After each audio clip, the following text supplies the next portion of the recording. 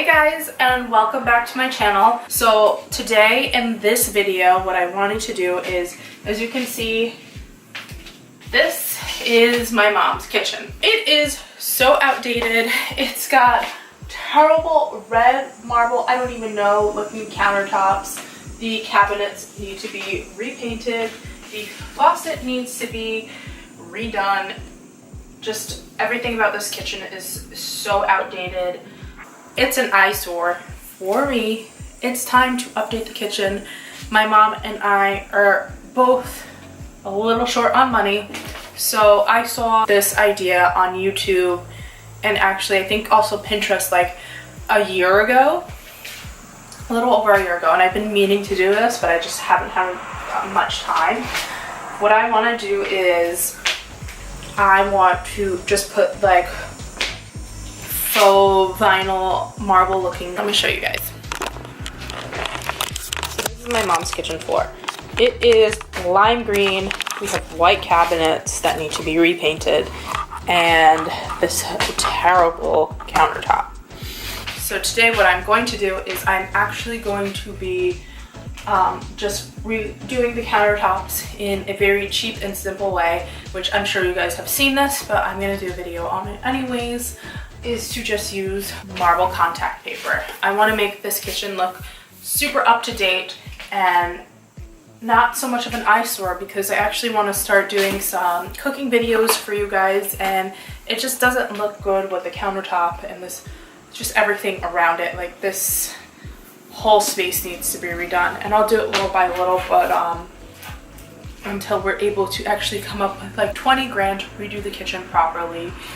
This is going to be the fix that we're going to do just to make the kitchen look a little bit more presentable. So I'm going to redo these countertops with marble contact paper, and then eventually I want to repaint the cabinets white.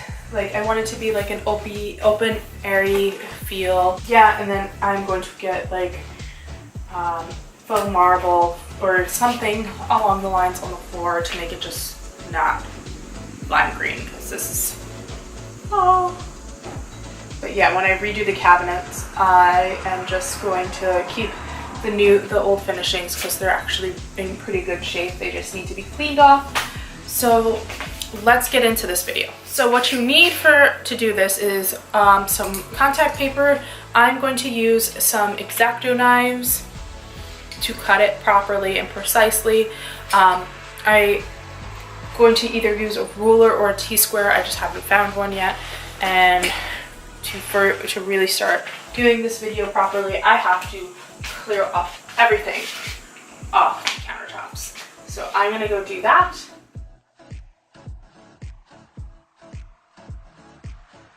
Now, a little disclaimer about using contact paper, especially in the kitchen.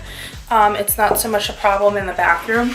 When you're using contact paper in the kitchen, I advise you to get, where did I just put them? Cast iron little heat holders, so that when you do want to put something that's really hot from the oven and you don't have any room on the stove top to do so, you need to get these so that, come on guys, my cats, so that you can put the hot stuff on top of the contact paper. Otherwise the contact paper is just going to welt and not look good. You cannot put hot heat on contact paper, okay?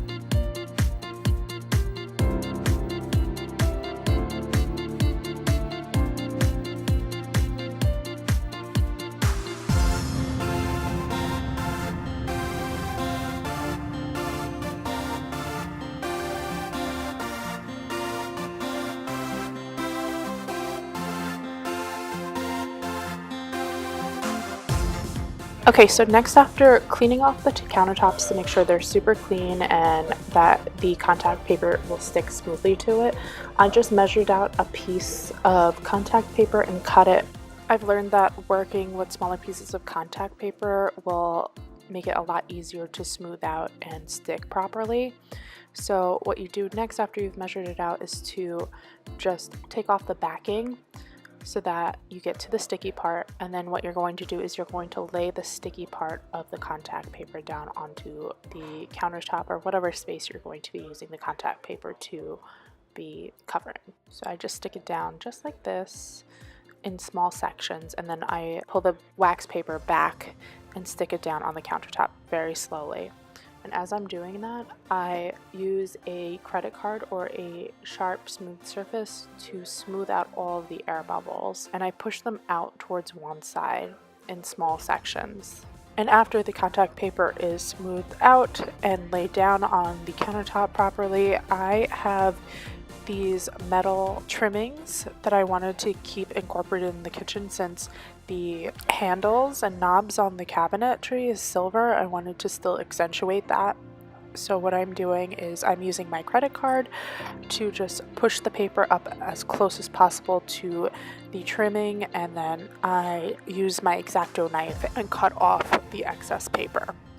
And then I repeat the process over again in sections on the rest of the countertop space and also the backsplash.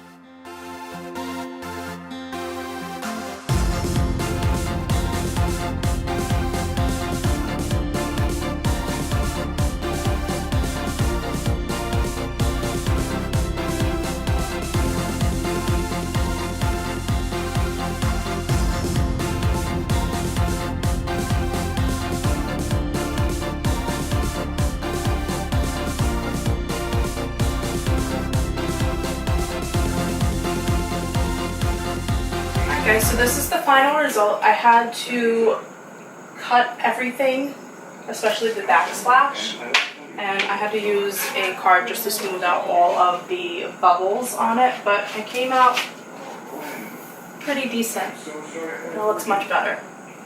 I think I got the contact paper at Lowe's for either $5 or $7 each, and I think I used like 2.5 rolls for this and the back part of the counter, and it took me about 2 hours to do. So this is the final result. If you want to see more videos like this, let me know in the comments down below. Give this video a thumbs up, and I'll see you guys all in my next video. Bye.